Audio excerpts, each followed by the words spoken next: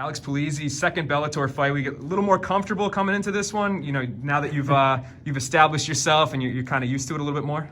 Yeah, definitely. I mean, I've gotten used to the Bellator system, and especially the Bellator COVID system. I haven't experienced anything different, but it's running real well, real smooth. Really like the way they do things here, and I'm just excited to be back and getting back into the cage. Feeling confident and ready to put on a good show Thursday. Yeah, and your debut went pretty well. You came in, you beat a former champion. So when you get to reflect on that, I mean, we talked to you fight night, you were excited, but now that you've gone back, maybe watched it, what was your overall assessment of your performance in that one? I know that, and even post-fight, I was a little critical on myself. Once I was able to watch it a little bit, I realized that along with some of the bad that we did, there was also some good spots. But really just taking it back to the grindstone, back to the drawing board, working on the things that we're not so good at and improving the things that we're a little bit better at.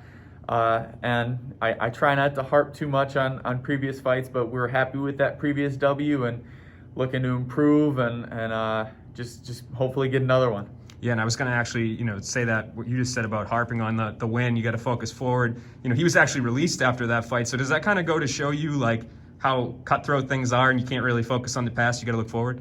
I got a call about it yesterday. I didn't really follow, but I mean, a guy with a career like that, a former champ, and to be cut after that fight, it just kind of goes to show like you can't be focused on sitting on previous laurels, and you can't be complacent where you were at.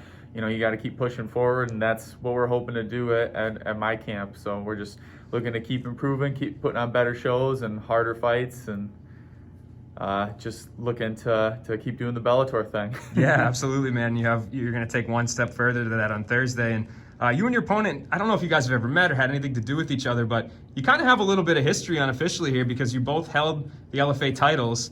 So is that kind of interesting to you? Like, hey, this guy held the belt before me, we never got to fight, and here we are, and we're going to duke it out in Bellator.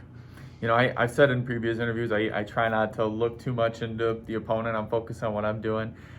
It's interesting to say the least, but from what I know about LFA and their kind of system, it's not super uncommon, and especially, having a couple guys, people have told me that he's got a grappling background. Wrestlers are tough and they go a long way in MMA, so it's not too surprising. And as far as meeting, no, never met the guy, never encountered him, but hopefully we'll have a fun sort of rendezvous come Thursday. Yeah, and what are you expecting to see out of him? Are you a guy that studies tape at all? Do you kind of leave that to your coaches?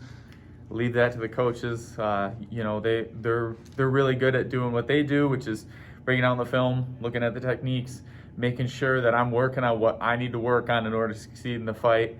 I've told it to people before. I try not to focus too much on what they're gonna do, and when I say that, people maybe think I'm not doing my homework or I'm being a lazy sort of fighter. But I feel that when I'm too much focused on what the opponent's gonna do, it's easy to forget what I'm supposed to be doing, if that makes sense. And so I try to just focus on what I'm going to do and what steps I need to take in order to succeed. And, whether it's going to be Julius Angakos, whether it's going to be the opponent next year or next month or opponents from before, they're going to keep changing. So it kind of doesn't make sense for me to try to twist and bend to every opponent I fight, but rather stay true to what I'm doing and just get better at that. Without giving away too much, what is that? What do you expect to go out there, and what should fans expect to see out of you on Thursday? As usual, and I'm kind of used to it by now, I'm going to go out and be the shorter guy with a little bit less of reach.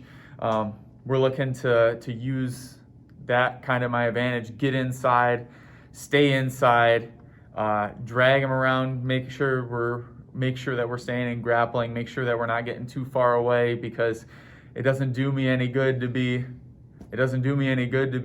getting jabbed when I can't even reach him. So we're going to look to stay in close. We're going to look to drag him into deep waters and put the pain on him. And you talk about always being the smaller guy. Do you think you could ever drop to 185, or is that a venture that you don't really think would be possible? I wish you wouldn't ask that, because now my coaches are going to hear it. There's going to be some credence there. 185 is just something I don't see myself doing, and even back in my high school career, it's just cutting isn't really. I know that it's kind of cliche. Well, I like food too much, but it's. I think that some guys are good at cutting, and some guys do well with it. I'd rather just stay strong and stay where I'm at and be more focused on the fight at hand than the weight cut the week before. Yeah. And I got to ask you about your mask too. Last time you sported Patrick's star. What do we got going on this time?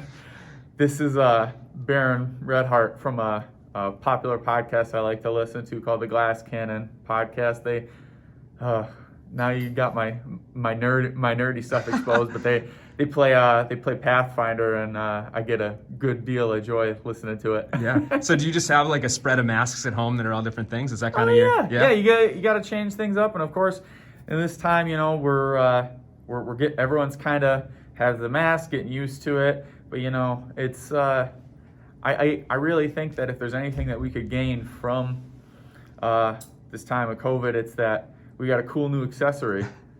Absolutely. And I know that won't be the only cool accessory probably that we see from you on Fight Night. You got your temporary tats picked out as well? There's a spread. We'll see what I'm feeling. Just an extra suitcase showing up with Mohegan with masks and tattoos, and I got it. But appreciate the time, man. Good luck in the fight, and we'll be talking maybe afterwards.